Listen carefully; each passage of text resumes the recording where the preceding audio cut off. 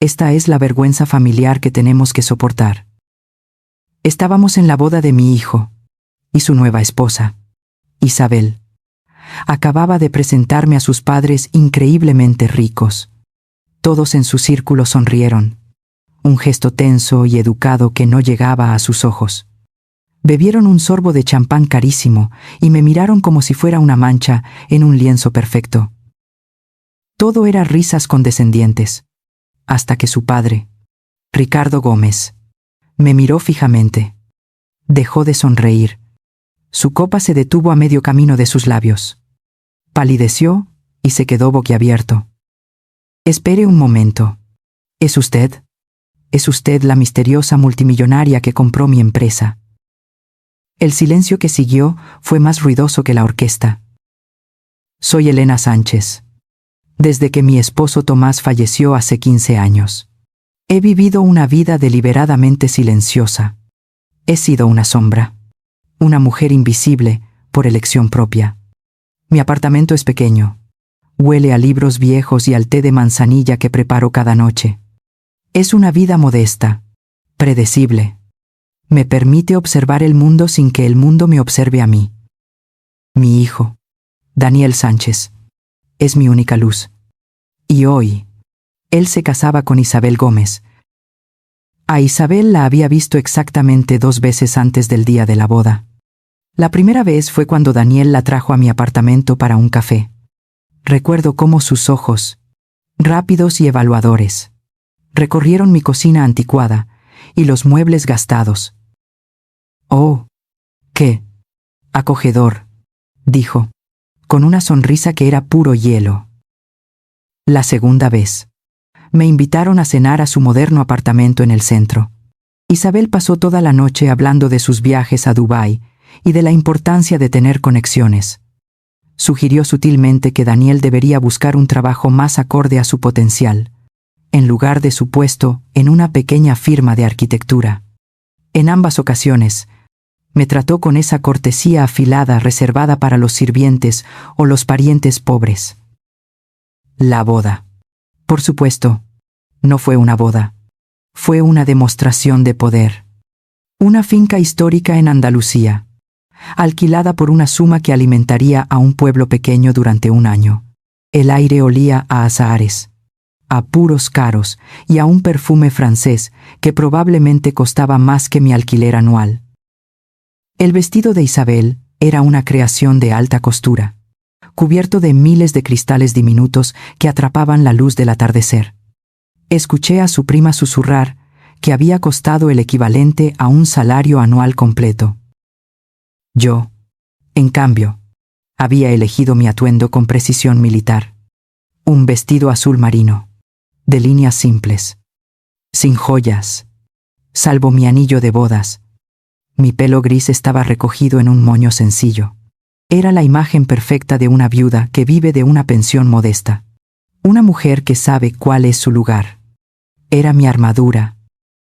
La madre de Isabel, Patricia Gómez, no me había dirigido la palabra desde la ceremonia, pero la sentía. Sus miradas eran como pequeños alfileres. La vi, desde el otro lado del jardín, indicarle a un camarero con un gesto sutil de su barbilla. El camarero se acercó a la mesa principal y, discretamente, trató de mover mi tarjeta de sitio a una mesa secundaria, para hacer más espacio para los amigos de la familia.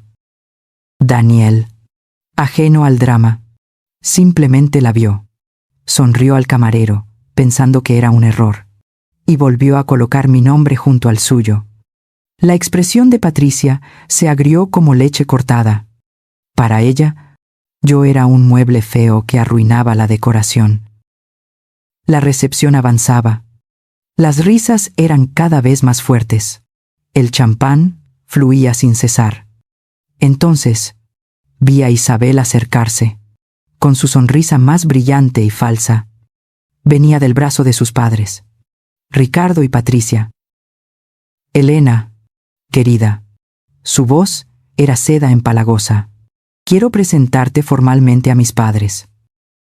Patricia me ofreció 2 dedos, fríos como el mármol.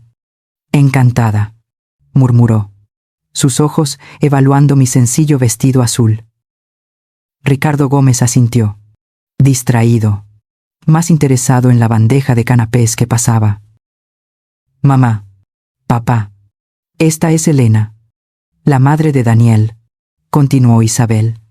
Se volvió hacia mí, su voz bajando a un tono de falsa preocupación. Ay, Elena, debes estar agotada. Ha sido un viaje tan largo para ti desde tu apartamento.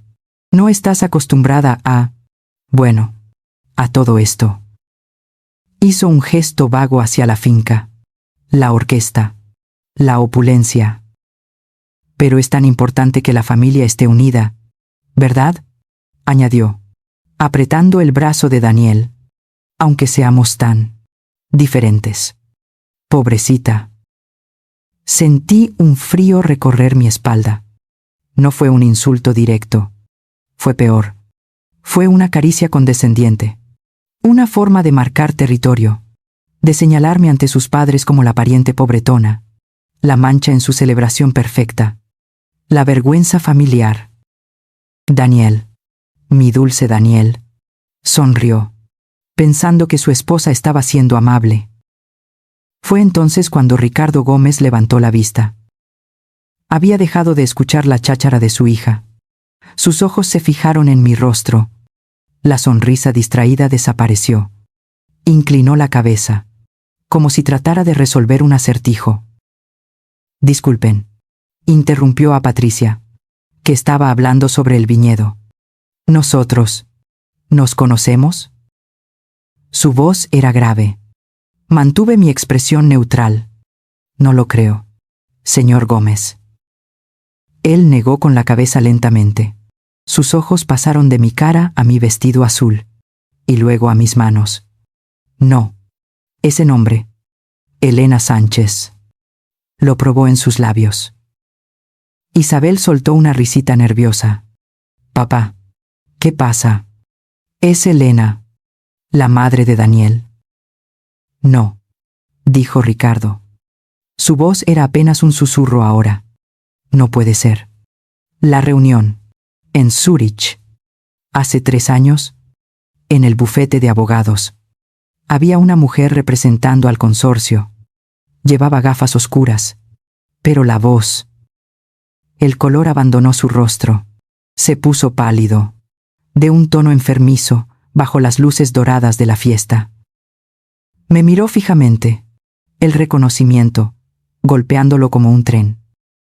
Gómez Holdings, susurró. La adquisición.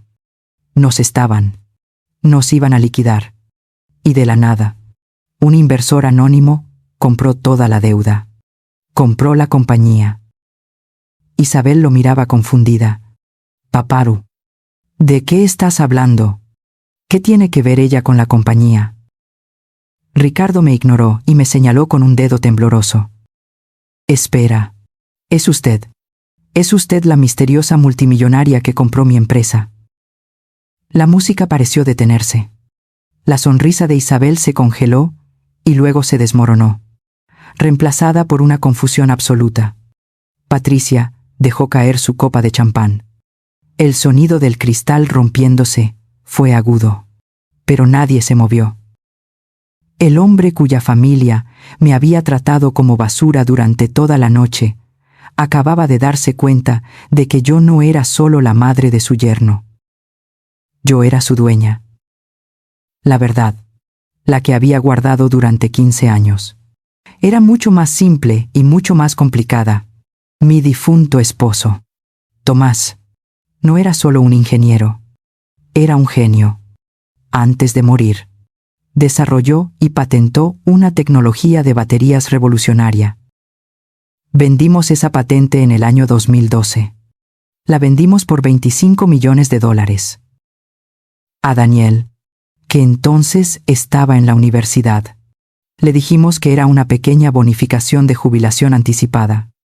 Lo suficiente para vivir cómodamente, pero nada que cambiara la vida.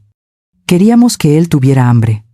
Queríamos que construyera su propio éxito, que no se convirtiera en el hijo vago de un hombre rico. Pero Tomás y yo Éramos inversores disciplinados. En secreto, con la ayuda de nuestro asesor, Javier, esos 25 millones crecieron.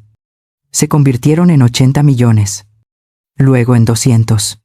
Ahora, eran más de 800 millones de dólares. La compra de Gómez Holdings, 3 años atrás, no había sido personal. Había sido una decisión de negocios. La compañía estaba infravalorada, terriblemente gestionada por Ricardo, y al borde de la quiebra. Javier la encontró. Yo vi el potencial, y la adquirí a través de una serie de compañías fantasma, por una fracción de su valor real. La reestructuré y la dejé operar. Ni siquiera había conectado el apellido Gómez con la empresa, hasta que Daniel me presentó a Isabel. Y ahora, el hombre que había salvado de la ruina, el hombre cuya arrogante esposa e hija acababan de humillarme, estaba parado frente a mí, temblando, en la boda de su hija con mi hijo. El plan de 15 años de ser invisible acababa de explotar. La mañana siguiente, el sonido de golpes urgentes en mi puerta rompió el silencio de mi apartamento. No eran los golpes educados de siempre. Eran fuertes, insistentes, cargados de la energía frenética que había quedado suspendida en el aire anoche. Abrí. Era Daniel.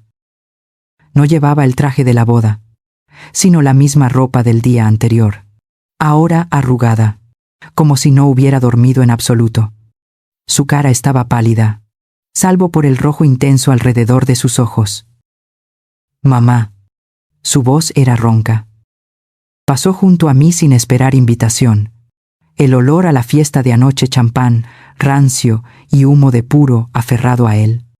Se dejó caer en mi viejo sofá de tela, el que Tomás y yo compramos en rebajas hace 20 años. Puso la cabeza entre las manos, sus hombros temblando ligeramente. ¿Qué demonios fue eso anoche? Fui a la cocina y puse la cafetera al fuego. El silbido familiar era el único sonido normal en la habitación. ¿Qué fue qué? Cariño. Todo, exclamó, levantando la cabeza. Ricardo. Papá. Después de... Bueno, después de lo que dijo. La música se detuvo. Todo el mundo nos miraba. Isabel me agarró del brazo tan fuerte que creo que me dejó una marca. Me arrastró lejos. Se frotó la cara, agotado. No hablamos en todo el camino de vuelta al hotel. El silencio era horrible. Mamá. Pero esta mañana, Ricardo me estaba esperando en el vestíbulo. Se inclinó hacia adelante, sus ojos buscando desesperadamente los míos, tratando de encontrar sentido a algo. Me acorraló junto a la fuente. Estaba sudando. Mamá. No paraba de secarse la frente.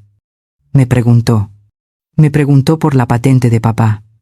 Hacía preguntas extrañas sobre tus inversiones. Quería saber si estabas asociada con un tal Javier Suárez. Daniel soltó una risa seca, sin humor. Le dije que estaba loco. Le dije que papá era ingeniero, que tú vivías de una pensión modesta. Le dije que yo te ayudaba con las facturas a veces. Se detuvo, la confusión nublando su rostro. Mamá, él cree que eres una especie de inversora internacional. Él cree que tú eres la razón por la que no perdió su empresa. Él cree que eres rica, ridículamente rica. El café empezó a hervir. Apagué el fuego. El silencio volvió. Me senté en la silla de madera frente a él. Cogí la taza de té de manzanilla de anoche, aún en la mesa. El líquido estaba frío. Era el momento. 15 años de silencio. 15 años de actuar. Daniel, dije en voz baja, mi garganta apretada. Hay cosas que tu padre y yo decidimos hace mucho tiempo. Cosas que mantuvimos en secreto por una razón. Le hablé. Le conté la verdad. O al menos, la parte de la verdad que necesitaba saber. Le conté sobre la patente de Tomás. Le dije que la venta, en el año 2012, no fue una pequeña bonificación de jubilación. Le dije que fue significativa. No queríamos que el dinero te definiera. Cariño, le expliqué. Mis manos aferradas a la taza fría. Vimos a tantos hijos de nuestros amigos, arruinados por el dinero que no ganaron. Se volvieron perezosos, arrogantes. Perdieron el rumbo. Tu padre. Mi voz se quebró un poco al decir su nombre. Tomás quería que tuvieras hambre. Quería que construyeras tu propia vida, que sintieras el orgullo de tu propio éxito, no que vivieras de la sombra de sus logros. Queríamos que fueras Daniel. ¿Solo Daniel? No el hijo del millonario. Daniel me miraba, procesando cada palabra. El enfado inicial en su rostro se transformaba lentamente en una incredulidad aturdida. Entonces, es verdad. ¿Tenemos dinero? ¿Cuánto dinero? Mamá. Antes de que pudiera encontrar las palabras para responder a esa pregunta imposible, mi teléfono vibró sobre la mesa de madera. Un pitido agudo en la habitación silenciosa. Un mensaje de texto. Era de un número que no reconocí, pero el mensaje era claro. Era Isabel. Elena. Buenos días. Anoche fue confuso. Creo que tú y yo necesitamos hablar sobre asuntos familiares. Para aclarar las cosas por el bien de Daniel. Te espero para almorzar en el Espejo a la 1. Es importante. No era una invitación. Era una citación. El Espejo era el restaurante más caro de la ciudad. Mientras sostenía el teléfono, sintiendo el plástico frío bajo mis dedos, el teléfono de Daniel sonó en su bolsillo. Lo sacó. La pantalla iluminaba el rostro sonriente de Isabel. Hola, cielo, dijo Daniel. Su voz aún tensa. Escuchó un momento, sus cejas frunciéndose. Sí, sí. Estoy en casa de mi madre. Ahora mismo. Almuerzo. Contigo y mi madre. Sí. Ella me lo acaba de... Oh. Vale. Sí. Claro. Estaré allí. A la 1. Colgó y me miró. Dice que es para disculparse por el comportamiento de su padre. Para aclarar las cosas de anoche. Miré el rostro confundido de mi hijo. La vida sencilla que había construido para protegerlo se estaba desmoronando. Ladrillo a ladrillo. Isabel no buscaba aclarar. Buscaba confirmar. Buscaba respuestas. Había olido sangre en el agua. Asentí lentamente, tomando una decisión. El juego había terminado. Mi invisibilidad era ahora un lastre. Está bien. Iremos, dije. Pero Daniel, hay más. Y creo que ha llegado el momento de que lo sepas todo. Llegamos a El Espejo puntualmente a la 1. Era el tipo de lugar donde el silencio era el artículo más caro del menú. Los camareros se movían como fantasmas sobre alfombras gruesas, y el aire olía a cera de abeja y dinero viejo. Isabel ya estaba allí, en la mejor mesa junto a la ventana. Llevaba un vestido blanco impecable, el pelo recogido perfectamente. Parecía una reina en su corte. Sus padres no estaban. Esto era una operación quirúrgica, y ella era la cirujana. Elena. Daniel. Qué bien que hayáis venido, dijo, ofreciendo su mejilla a Daniel para un beso que él apenas rozó. No esperamos ni a sentarnos para que ella comenzara su actuación. Llamó al sumiller con un movimiento experto de su muñeca. Traiga el Chateau Margaux de 1995. Por favor. El sumiller levantó una ceja, visiblemente impresionado. Daniel se tensó a mi lado. Isabel. Eso es una locura. Esa botella cuesta 1.000 euros. Cariño, le interrumpió ella, su voz suave como el terciopelo. pero sus ojos fijos en mí. No te preocupes. Hoy, creo que la familia puede permitírselo. Era el primer disparo. Un movimiento de poder descarado. Quería establecer quién mandaba, cuánto valía esta conversación. 1.000 euros para demostrar que ella ya se sentía parte de ese dinero. El vino llegó. Fue decantado con una ceremonia casi religiosa. Fue servido. Isabel bebió un sorbo, sus ojos fijos en mí por encima del borde de la copa de cristal fino. Anoche fue un espectáculo. Comenzó, dejando la copa sobre el lino blanco. Mi padre, bueno, se puso un poco dramático. Tiende a exagerar cuando bebe champán. Di un sorbo de agua. El vaso estaba pesado y frío. Parecía bastante seguro de lo que decía. Isabel. Sí. Bueno. Ella sonrió, pero la sonrisa no llegó a sus ojos. Eso me hizo pensar. Me mantuvo despierta toda la noche. Así que he estado investigando un poco esta mañana. Sobre Gómez Holdings. Sobre la adquisición de hace 3 años. Es fascinante. La verdad. Empezó a hablar. Hablaba de inversores anónimos, de compañías fantasma registradas en paraísos fiscales, de estructuras de deuda complejas. Usaba términos que mi Daniel, el arquitecto, claramente no entendía. Él solo miraba de ella a mí, perdido. Verás, la empresa de mi padre estaba al borde de la quiebra. Él cometió algunos errores, admitió con ligereza, como si hablara del clima. Y justo antes de que los acreedores tomaran el control, este consorcio apareció. Compró todo. Se inclinó hacia adelante. El hombre que mi padre recuerda de esas reuniones, dijo ella, su voz bajando a un susurro conspirador. Era un tal Javier Suárez. Pero la mujer que estaba con él, la que tomaba las decisiones finales. Mi padre insiste en que eras tú. Daniel negó con la cabeza. Isabel, esto es ridículo.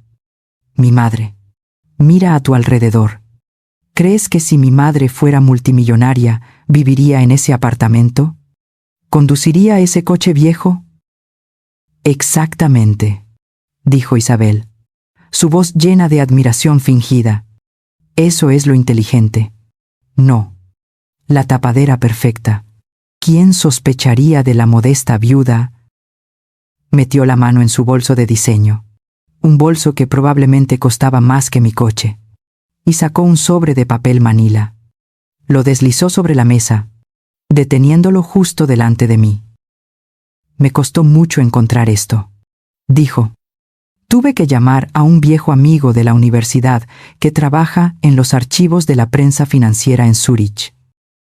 No era una tableta, era un recorte de periódico, una fotocopia de alta calidad de un artículo de una revista de negocios suiza. Es de la firma del acuerdo. Hace 3 años. La mayoría de los asistentes no permitieron fotos. Por supuesto. Secretismo total. Pero un fotógrafo captó esto desde lejos. Empujó el recorte hacia mí.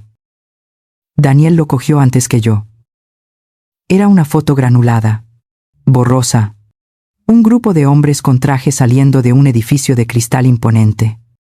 Y a un lado, parcialmente oculta por una columna de mármol, una mujer. Pelo recogido. Gafas oscuras. Y mi perfil inconfundible. Llevaba el mismo abrigo azul marino que todavía cuelga en mi armario. Vi la mano de Daniel empezar a temblar. Literalmente.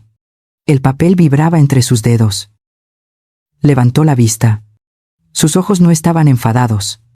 Estaban asustados, llenos de una vulnerabilidad que no había visto desde que era un niño pequeño perdido en el supermercado. Mamá, por favor, dime que esto es mentira.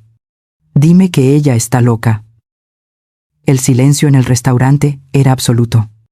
El camarero se acercaba con una cesta de pan, pero se detuvo a medio camino, sintiendo la tensión eléctrica en nuestra mesa, y retrocedió lentamente. Miré a Isabel, Su rostro era triunfante. Había ganado. Había arrinconado a la viuda pobre. Había encontrado la mina de oro. Luego miré a mi hijo. Mi pobre hijo, atrapado en una guerra que ni siquiera sabía que existía. Tomé un sorbo de agua. Dejé el vaso sobre la mesa con un sonido sordo. Puse mis manos sobre el lino. Daniel, dije, mi voz tranquila, pero cada palabra pesaba una tonelada, cayendo en el silencio del restaurante. Hay cosas, sobre la patente de tu padre, que nunca te conté. Dejé a Daniel e Isabel congelados en esa mesa. Isabel tenía una sonrisa triunfante, la sonrisa de un depredador que acaba de acorralar a su presa. Daniel. La sangre había desaparecido de su rostro. La foto borrosa temblaba en su mano antes de caer sobre el mantel blanco. Puse suficientes euros sobre la mesa para cubrir la botella de 1.000 euros que Isabel había pedido con tanta arrogancia. Y un poco más. Esta conversación ha terminado, dije, no a ella, sino a él. Salí del restaurante. El silencio, siguiéndome como una sombra. El aire frío de la calle golpeó mi cara. Pero no sentí nada. 15 años de cuidadosa planificación, de secretos y de vida sencilla, todo destruido en un almuerzo. El juego había cambiado. Ella había movido sus piezas. Ahora me tocaba a mí. Esa tarde, no fui a mi apartamento. Fui al único lugar donde mi otra vida, la vida real, existía. La oficina de Javier Suárez ocupaba el último piso de una torre de cristal y acero que dominaba el Paseo de la Castellana. No había libros viejos ni olor a manzanilla. Solo el zumbido silencioso del aire acondicionado y el olor a cuero caro y a café recién hecho. Javier era el albacea de Tomás y mi asesor financiero desde el principio. Era un hombre de pelo plateado, trajes impecables y una mente como una trampa de acero. Él era la única persona en el mundo que conocía el alcance total de los 800 millones. Elena, dijo, levantando la vista de 3 monitores brillantes cuando entré. No te esperaba. Su oficina era mi fortaleza. Me senté en la silla frente a su escritorio. Tengo un problema, Javier. ¿Qué tipo de problema? ¿El mercado de bonos? Un problema familiar, dije. Mi hijo, Daniel, se casó este fin de semana. Javier sonrió. Felicidades. Eso es maravilloso. Con una Gómez. Isabel Gómez. La sonrisa de Javier no desapareció, pero se congeló. Se reclinó en su silla lentamente. Sus ojos se afilaron. Ricardo Gómez. Nuestro Ricardo Gómez. Su padre. Estuvo en la boda. Me reconoció de Zúrich. Javier se quitó las gafas y se frotó el puente de la nariz. Soltó un largo suspiro. Lo entiendo. Le conté todo. La humillación en la boda. La escena en el restaurante. La fotografía borrosa. La forma en que Isabel me miraba. Ella sabe, dije. Quizás no sabe cuánto, pero sabe que hay algo. Y tiene hambre. ¿Qué necesitas, Elena? Necesito que investigues a toda la familia Gómez, dije, mi voz tranquila. Todo. Sus deudas, sus activos, sus cuentas en el extranjero, cada tarjeta de crédito, cada préstamo personal. Quiero saber hasta el último céntimo que deben y a quién se lo deben.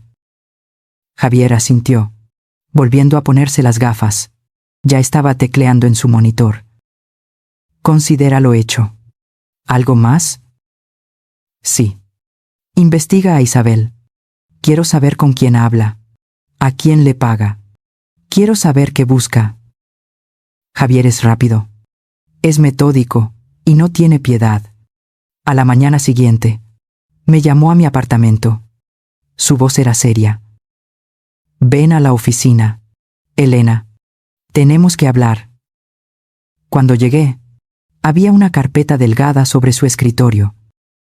Tenías razón sobre Gómez Holdings. Elena, comenzó, sin preámbulos. Ricardo casi la lleva a la ruina. Malas inversiones, proyectos vanidosos, gastos exorbitantes. Cuando la compramos, no fue solo un buen negocio. Fue un rescate. Él señaló la carpeta. Ricardo tiene 2 hijos.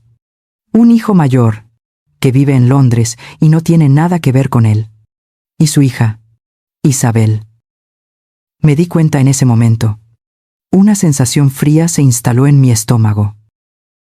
Ella esperaba heredar esa compañía. Susurré. Era su futuro, su carrera. Exactamente, dijo Javier. Ella creció creyendo que dirigiría Gómez Holdings. Era su derecho de nacimiento. Y entonces, de la nada, un inversor anónimo aparece y compra la compañía por una miseria, porque su padre la había destrozado. Y yo, terminé, sin saberlo. Le quité la alfombra de debajo de los pies. Le quité su futuro. Ahora entendía la mirada en sus ojos. No era solo codicia, era venganza. Quería recuperar lo que sentía que yo le había robado. Hay más, Elena, dijo Javier, su tono volviéndose más oscuro. Y esto es lo que me preocupa. Tu instinto era correcto. Isabel ha contratado a un investigador privado. ¿Qué? No uno cualquiera. Ha contratado a Cobalto Investigaciones. Son tiburones. Se especializan en rastrear activos ocultos para divorcios de alto perfil. Son caros y son muy buenos. Sentí que el aire abandonaba mis pulmones. Esto no era un juego de aficionados. Ella estaba jugando para ganar. Javier, dije, mi voz apenas un susurro. Si ella cava lo suficientemente profundo, si encuentra los 800 millones. No se trata de mí, le interrumpí. Se trata de Daniel. Ha trabajado muy duro para construir su nombre. Si esto sale a la luz, el arquitecto hecho a sí mismo se convierte en el niño mimado que juega a trabajar. Destruirá su reputación, su confianza. Se pone peor, dijo Javier. Abrió la carpeta. Los Gómez están ahogados en deudas. Esa finca de la boda, alquilada con un préstamo puente que vence la próxima semana. El vestido, los coches, ese apartamento en el centro, todo es una fachada.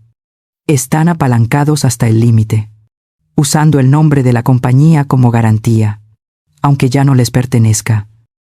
¿Cómo se enaltó? ¿Cómo sobreviven? Pregunté. Javier me miró con una expresión que mezclaba piedad y frustración. Ricardo Gómez ya no tiene un salario de la compañía. Cuando tomamos el control, lo despedimos silenciosamente de la junta directiva. Sin embargo, Javier señaló un extracto bancario. Le pagamos unos generosos honorarios de consultoría. Una generosidad que tú aprobaste, para que mantuviera su dignidad mientras estabilizábamos la empresa. Me quedé helada. La ironía era tan amarga que casi me hizo reír. Espera, ¿me estás diciendo que Bartó? Yo estoy pagando por el estilo de vida que ellos usan para despreciarme. Yo pagué por ese almuerzo. Yo pagué por esa boda. Sí, Elena, dijo Javier en voz baja. Tú eres su única fuente de ingresos. Esa noche, el timbre de mi apartamento sonó. Mi corazón dio un vuelco. Sabía quién era. Abrí la puerta. Daniel estaba allí, pero no estaba solo. Isabel estaba a su lado, sosteniendo su brazo. Daniel se veía terrible, pálido, ojeroso, como si no hubiera dormido en días. No me había llamado ni respondido a mis mensajes desde el almuerzo. Me miraba con ojos vacíos. Isabel, en cambio, estaba radiante. Vibraba con una energía depredadora. Llevaba un traje de chaqueta color crema. Parecía una abogada lista para el juicio. Elena, dijo Isabel, su voz suave y controlada. Entró en mi apartamento sin ser invitada, guiando a Daniel como si fuera un perro con correa. Daniel y yo hemos estado hablando mucho sobre el futuro, sobre la familia. Daniel se sentó en mi viejo sofá. Evitaba mi mirada. Mamá, solo. Escúchala. Por favor, murmuró. Isabel no se sentó. Se quedó de pie en el centro de mi pequeña sala de estar. Sacó de su maletín de cuero un portafolios encuadernado. Lo puso sobre mi mesa de café de madera. Parecía un artefacto alienígena en mi modesta casa. Documentos legales, anunció. Daniel y yo creemos que, dadas las revelaciones de los últimos días, es hora de formalizar las cosas, por el bien de la familia. Abrió el portafolios. Propongo que creemos una fundación familiar Sánchez Gómez. Una entidad para gestionar. Para gestionar los activos familiares y asegurar el futuro de nuestros hijos. Mantuve mi expresión neutral. La palabra nuestros hijos quedó suspendida en el aire. Se habían casado hacía 2 días. Para empezar, continuó Isabel, como si comentara el clima. La fundación requerirá una contribución inicial, una transferencia de, digamos, $50 millones. Vi a Daniel estremecerse ante la cifra. 50 millones. Lo dijo como si pidiera 50 euros. Será una empresa conjunta. Por supuesto. Sonrió. Será gestionada por un consejo. 3 miembros. Hizo una pausa para darle dramatismo. Tú, Daniel, y yo. Un voto, cada uno. Las decisiones se tomarán por mayoría simple. Todo muy democrático. Ahí estaba. La trampa. Bellamente presentada. 50 millones de dólares. 2 votos contra 1. Ella sabía que Daniel era masilla en sus manos. En el momento en que yo firmara eso, ella tendría el control total de una fortuna que ni siquiera entendía. Dejé que el silencio se asentara. Daniel seguía mirando al suelo. Isabel me miraba con ojos brillantes, expectantes. La loba segura de haber acorralado a su presa. Lentamente, me levanté. Fui a mi estantería, al lado de la vieja foto enmarcada de Tomás y un Daniel de 10 años. Detrás de una colección de novelas de Pérez Galdós, saqué otra carpeta. Una carpeta marrón, sencilla, la que Javier me había dado esa mañana. Regresé y puse mi carpeta al lado de su brillante portafolios de cuero. Es una propuesta interesante, Isabel, dije en voz baja, muy ambiciosa, pero creo que te has saltado algunas cosas en tu investigación. Isabel frunció el ceño. Su sonrisa vaciló por primera vez. Saqué el primer papel de mi carpeta. La factura de Cobalto Investigaciones.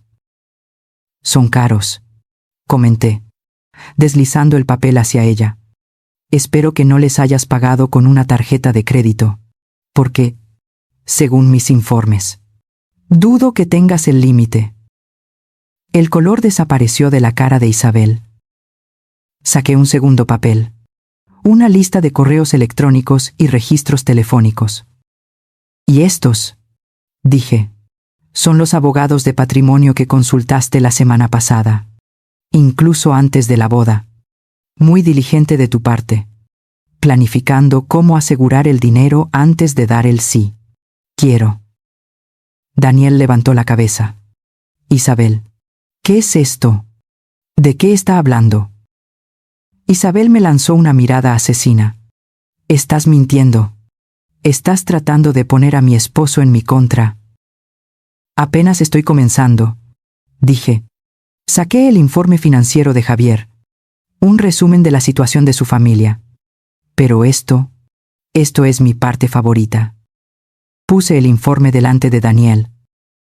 Tu familia está en bancarrota. Isabel. Esa finca. Ese vestido. Ese coche deportivo que conduce tu padre. Todo es prestado. Están ahogados en deudas. Cállate, gritó ella, perdiendo por completo la compostura. No, dije. Mi voz era fría como el hielo. Y aquí está el golpe de gracia. Ricardo, tu padre. Esos honorarios de consultoría que mencionó anoche. El único dinero que ingresa tu familia cada mes. Viene de mí. Daniel me miró, completamente perdido. De la compañía que yo poseo, aclaré. Yo he estado financiando tu lujoso estilo de vida. Yo pagué por la boda en la que me llamaste la vergüenza de la familia. La revelación quedó suspendida en el aire viciado de mi pequeño apartamento. La carpeta de cuero brillante de Isabel yacía abierta junto a mí, gastada carpeta marrón. Sus documentos legales, tan cuidadosamente preparados, parecían ahora papel mojado. Daniel miraba los papeles que yo había puesto sobre la mesa, la factura del investigador privado, los informes bancarios de la familia Gómez, la prueba de que el único dinero que mantenía a flote su farsa provenía de mí. Isabel temblaba, no de miedo, de pura rabia. Su rostro, normalmente tan pálido y controlado, estaba manchado de un rojo furioso. Estás mintiendo, Siseo. Estás tratando de manipularlo. Daniel levantó la vista. No me miraba a mí. Miraba a su esposa. Su voz era apenas un susurro. Isabel, es verdad. ¿Contrataste a un investigador antes de la boda? Daniel, cariño, no entiendes, comenzó ella, intentando recuperar su tono seductor. ¿Es verdad?, gritó él, golpeando la mesa de café. La foto de Tomás y yo se tambaleó. Isabel retrocedió, sorprendida por su vehemencia. Daniel se puso de pie. Caminó por la pequeña habitación, pasándose las manos por el pelo. No me miraba. No miraba a Isabel. Miraba las paredes, como si fueran una jaula que se cerraba a su alrededor. Se detuvo en la puerta. Necesito aire, dijo, su voz rota. No puedo respirar aquí. Necesito pensar. Abrió la puerta y salió al pasillo. No corrió. No dio un portazo. Simplemente se fue, cerrando la puerta suavemente detrás de él. Ese silencio fue más violento que cualquier grito. Isabel y yo nos quedamos solas. La depredadora, acorralada, se recompuso rápidamente. Sus ojos, ahora fríos y duros como el acero, se fijaron en mí. Recogió metódicamente su brillante portafolios de cuero. Esto no ha terminado. Elena, dijo, su voz baja y amenazante. Acabas de cometer el error de tu vida. Pensaste que eras inteligente, pero solo has iniciado una guerra que no puedes ganar. Y con eso, ella también se fue. Los días siguientes fueron un vacío. El silencio en mi apartamento era denso, pesado. Daniel no respondía a mis llamadas. No respondía a mis mensajes. El silencio de mi hijo era un tormento peor que las amenazas de Isabel. Sabía que ella estaba moviendo hilos. Lo sentía. Era la calma antes de la tormenta. La llamada llegó el jueves por la mañana. Era Javier. Su voz, normalmente tan tranquila y mesurada, tenía un filo de urgencia. Elena, tienes que venir a la oficina. Ahora. No hice preguntas. Media hora después, estaba sentada en su impecable despacho. El horizonte de la ciudad, grisáceo por la lluvia inminente. Ha escalado la situación, Elena, dijo Javier, sin preámbulos. Puso 2 documentos sobre su escritorio de caoba. Primero, hemos recibido una notificación de la Comisión Nacional del Mercado de Valores. Alguien ha presentado una denuncia anónima muy detallada. Alega estructuras de inversión fraudulentas. Ocultación de activos. Básicamente, nos acusa de todo, menos de asesinato. Sentí un nudo frío en el estómago. Isabel. Sin duda.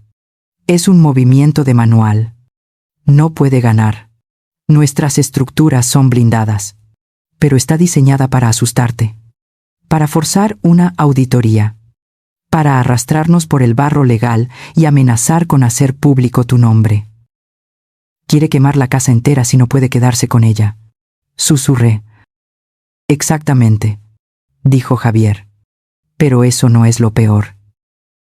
Empujó el segundo documento hacia mí. Era un aviso legal.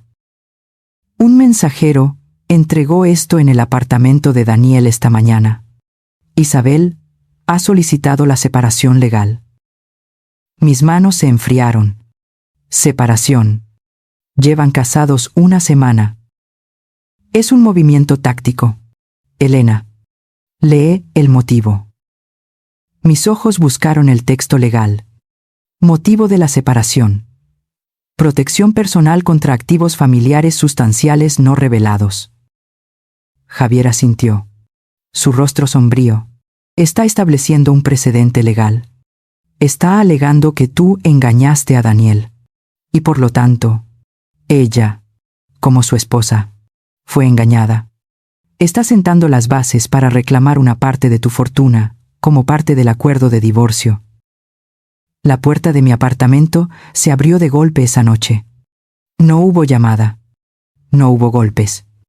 Daniel usó su llave. Entró como una tormenta. Su rostro estaba congestionado por la rabia. Era el rostro de un hombre traicionado, pero la rabia no estaba dirigida donde yo esperaba. ¿Estás contenta?, gritó, arrojando sus llaves contra la pared. Me quedé inmóvil junto a la cocina. Lo conseguiste. Felicidades, mamá. Has destrozado mi matrimonio. ¿Era eso lo que querías desde el principio? Estaba atónita. Daniel, ¿de qué estás hablando? Ella es la que. Ella está asustada, me interrumpió. Tú la humillaste. Tú nos tendiste una trampa. Revelaste todo eso, solo para demostrar que tenías razón, para hacerla quedar mal. Daniel, ella contrató a un investigador antes de la boda. Y tú me mentiste durante 15 años. Replicó. Mi vida entera es una mentira. ¿Y ahora esperas que confíe en ti, por encima de mi esposa? Acabamos de casarnos. Prometí estar con ella en la salud y en la enfermedad. Daniel, dije, mi voz tranquila, tratando de atravesar su dolor y su ira. Ella no está asustada. Está atacando. Ha denunciado mis finanzas al gobierno. Ha pedido la separación legal. Esto no es una esposa asustada. Es una extorsión. No la llames así. Ella está forzando una batalla legal pública. Daniel, continué, implacable. Sabe que odio la publicidad. Sabe que quiero protegerte. Está apostando a que le pagaré una fortuna para que se calle y desaparezca. Daniel se detuvo. Su respiración era agitada. La rabia en sus ojos comenzó a flaquear, reemplazada por la confusión. Vio la verdad en mis palabras, aunque luchaba desesperadamente contra ella. No, no puedo creerlo. Ella me quiere. Entonces, averigüémoslo, dije. Pongamos todas las cartas sobre la mesa. Organicé una reunión. Mañana, en la oficina de Javier, con sus abogados. La sala de conferencias de Javier era un acuario de cristal, suspendido sobre la ciudad. Era un territorio neutral, frío e impersonal. Yo estaba allí, con Javier a mi lado. Daniel se sentó junto a mí, pero había 1 metro de espacio vacío entre nuestras sillas. La puerta se abrió. Entró Isabel, con un traje gris marengo que la hacía parecer una ejecutiva despiadada. Detrás de ella venían sus padres, Ricardo y Patricia. Ricardo parecía enfermo, pálido y sudoroso. Patricia nos miraba con puro veneno. Y con ellos venía un hombre que no reconocí. Traje brillante, pelo engominado hacia atrás, y una sonrisa que no llegaba a sus ojos. Elena Sánchez, dijo el hombre, extendiendo una mano que no tomé. Marcos Vidal. Soy el abogado de la señora Gómez. Se sentaron.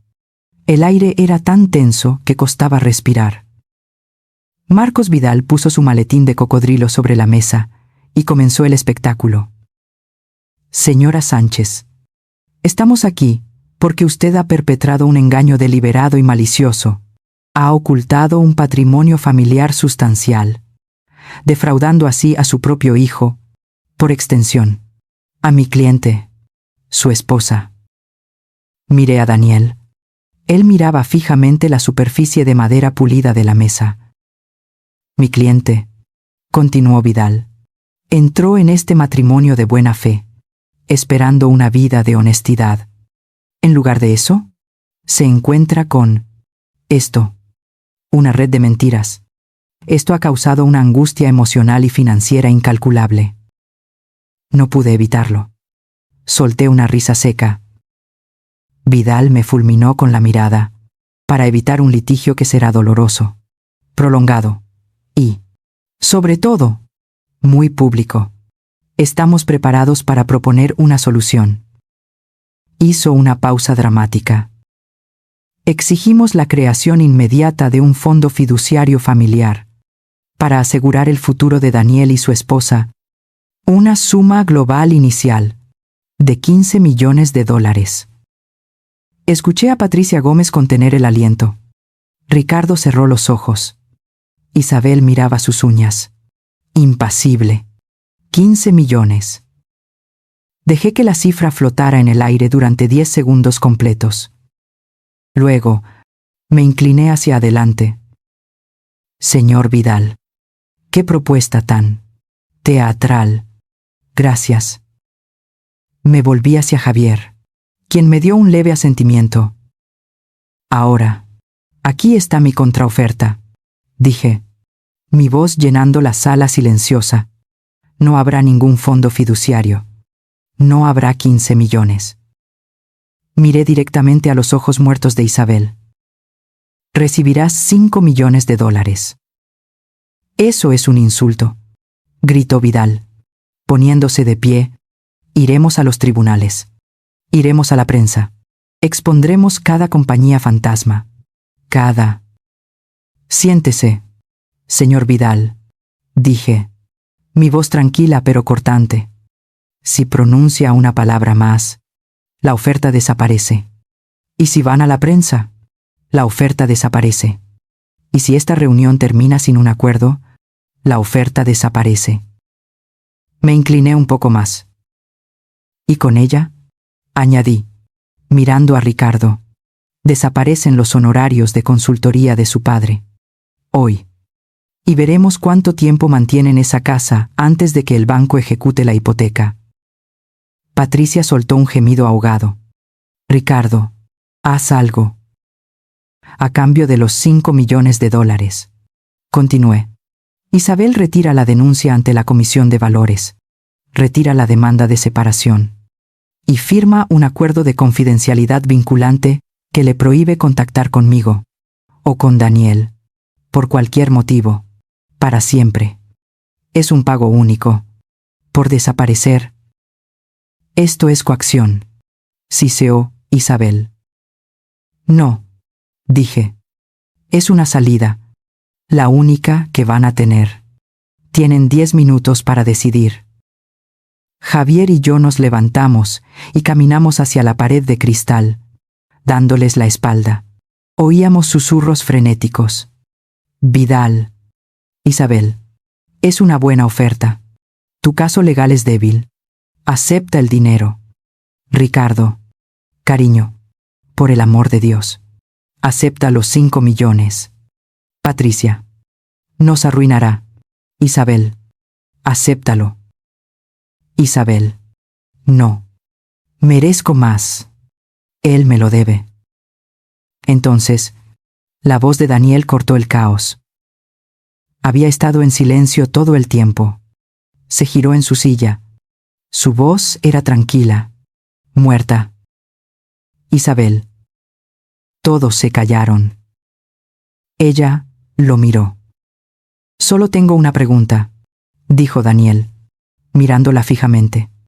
Y quiero la verdad. ¿Alguna vez me quisiste? ¿Hubo algún momento real? ¿O siempre fue esto?